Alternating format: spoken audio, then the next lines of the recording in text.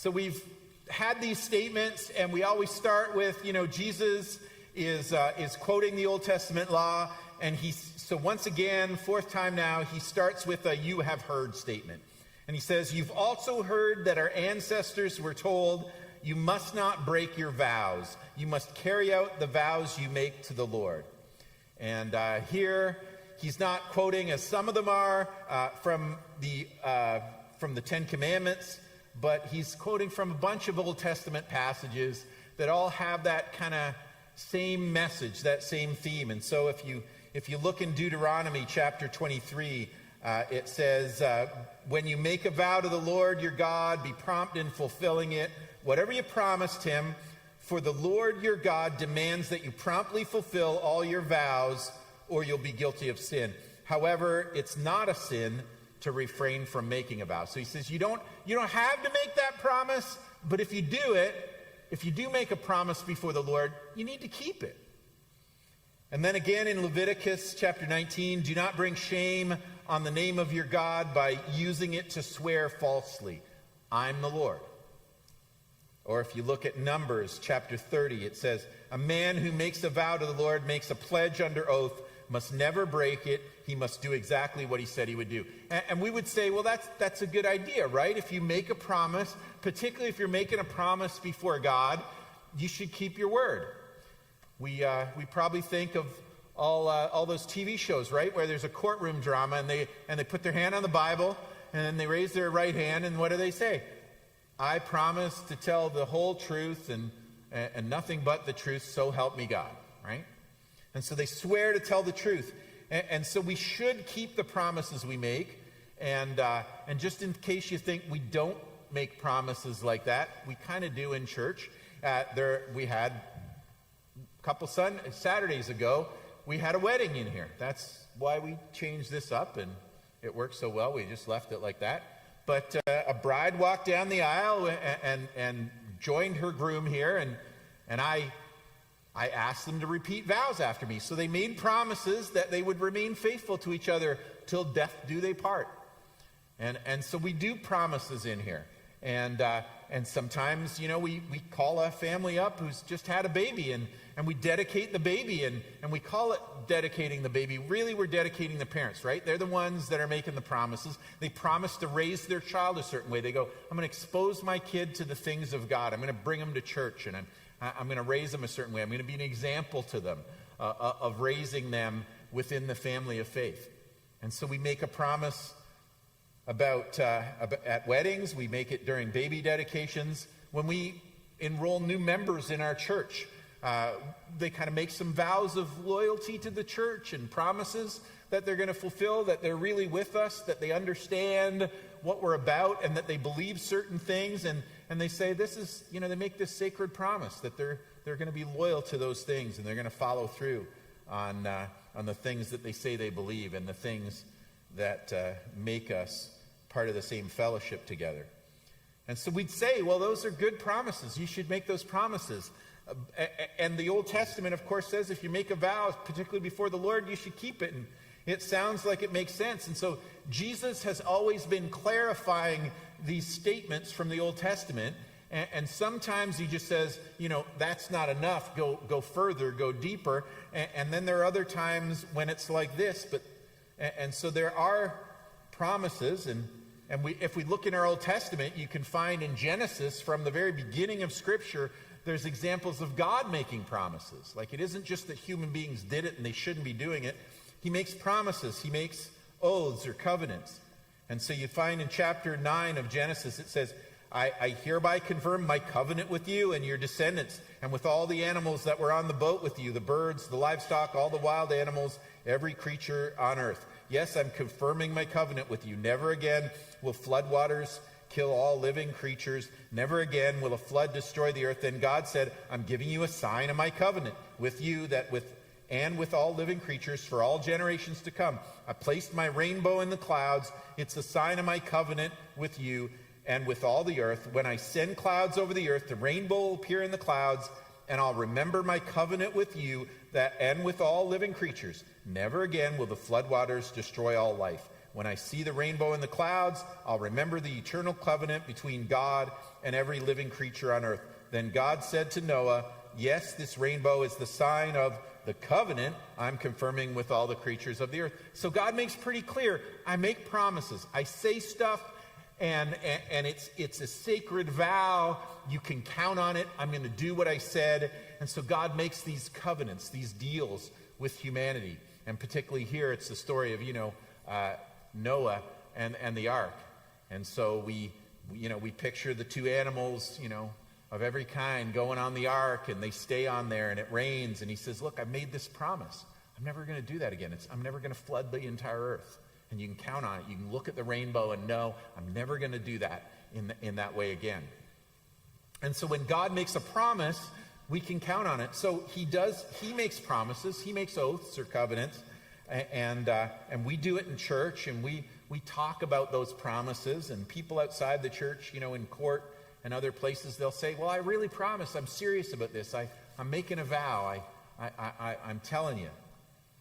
And so it's a surprise that when Jesus says, you've heard this, and then he says, but I say, what he says, but I say, do not make any vows. It seems like it's a good thing to do to make a promise, but he says, don't make any vows.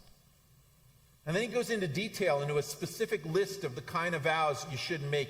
He says, do not say by heaven, because heaven is God's throne, and don't say by earth, because the earth is his footstool, and do not say by Jerusalem, for Jerusalem is the city of the great king. Do not even say by my head, you can't turn one hair white or black. So he specifies all these different kinds of vows that you could make, but he started by saying, don't make any vows. Don't make any vows, and just in case you're confused, don't make this kind of vow, don't make that kind of vow. Don't swear by this, don't swear by that. Don't make those kind of vows. And so there's a whole list of them. And why would Jesus say what he's saying? Why would he tell them not to make vows? That's like saying, don't promise anything. Like just don't do it.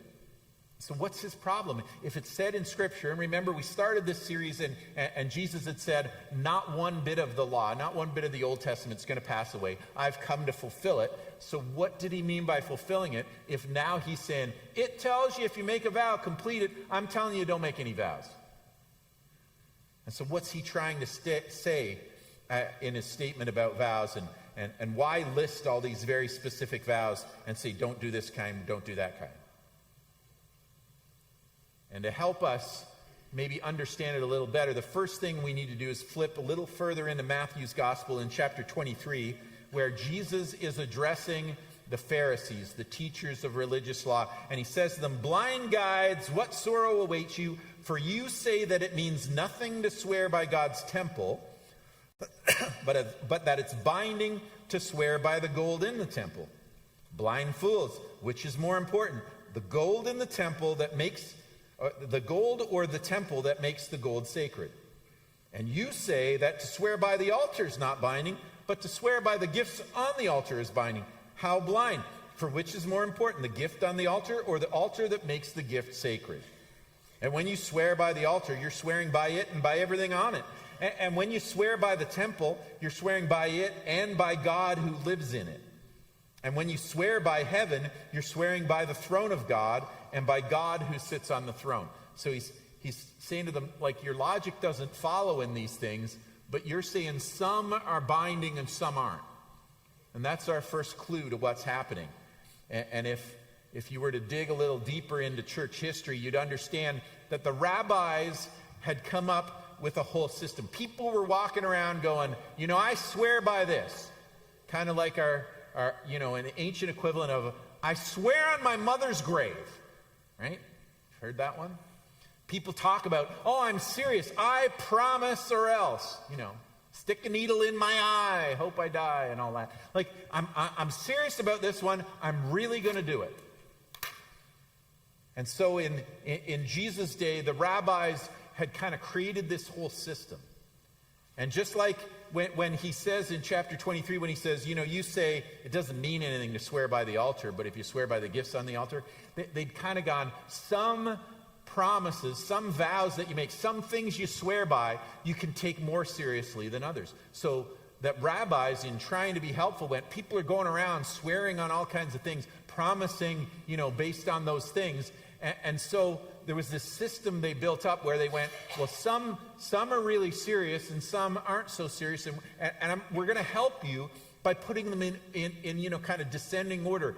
These are the really serious promises. And it goes down the list, and then you're a little less serious. And that one down there, I might not do it, but, it kind of, I guess it's better than just nothing, right? And so you could know the hierarchy of the things that you could swear by. And they had a whole list, and they tried to put the list in order of which ones were bigger deals, which ones were more likely to be binding on you, which ones you really had to do, and which ones you just kind of said you do, and it's not a big deal if you don't. And so when they worked out their lists, of course, at the very top of the list, they had the name of God. If you promised in the name of God, if you vowed in the name of God, then that was like the number one. You better keep it then. That's serious. And so the rabbis had done this whole list, and they put the name of God at the top of the list, and they mapped it out so you can understand what he's talking about in chapter 23 when he says, you're saying this promise isn't binding and that promise is, but don't you understand, like your logic doesn't even hold up, because the gold in the temple is only sacred because it's in the temple, and the temple is the home of God. And he's going, like, you don't even make sense when you're doing this and when you're making these things in order.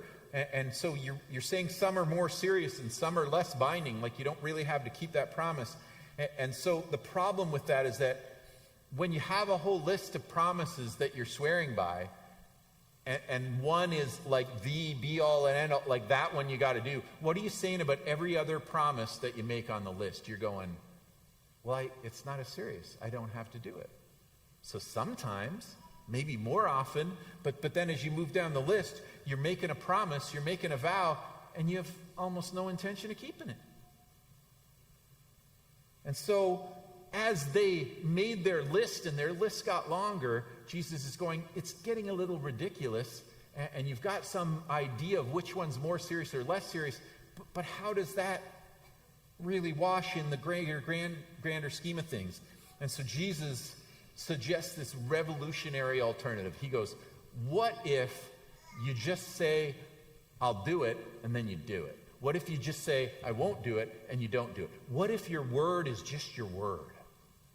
What if you just tell the truth all the time, and then you don't have to go around swearing by this and swearing by that? So for Jesus' followers, he's saying, I want you to be my people in such a way that people can take you at your word because you do what you say you're going to do.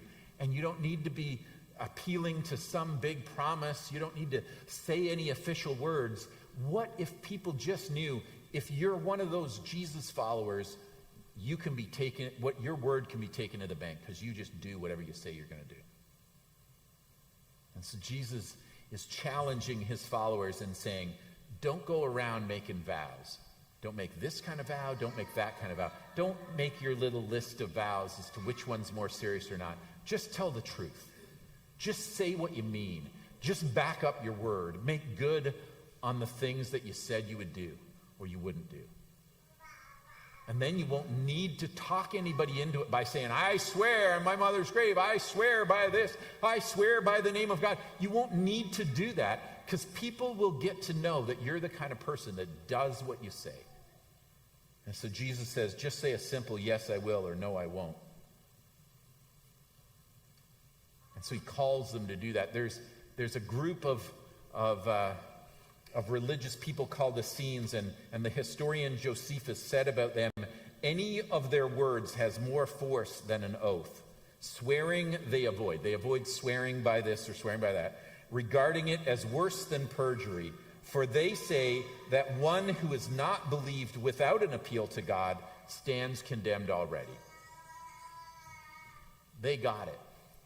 And they were teaching in the way of Jesus. So they said, look, if you need to make some promise by God and you're not just taken at your word, you've already lost.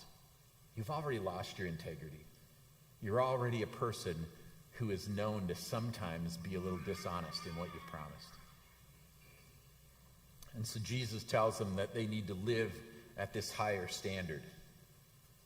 And so just like he's called his followers to live above their anger, just like he's challenged them when they're told, not to murder, he says, look, we don't walk around getting angry at people and losing control of ourselves. We need to live at a deeper level. We need to fulfill what the Scripture's telling us on a deeper level. And just like he says, that we live not just in sexual integrity within our marriages, but we live with faithfulness within them. We live in such a way that we treat our spouse right and care for them. And we honor that relationship because it has that sacred relationship to our relationship to God. And so he calls us to be honest. He calls us to be people of integrity. He calls us to live in such a way that we are faithful to our promises and faithful to the people and the relationships that we have, particularly in marriage. And we're faithful in the way that we deal with our anger and deal with people who do stuff against us. And so this morning, as we gather, we are called to be that kind of people. That's what Jesus is challenging us to. So that we are so honest and so true and so full of integrity that we stand out in stark contrast to the rest of the world that makes promises and breaks them all the time. That the ones that live according to what they want and how they feel. And he says, look, you be different in this way. You live at this higher level of understanding, and you live with such integrity that you stand out like a sore thumb in a world that doesn't really care about such things.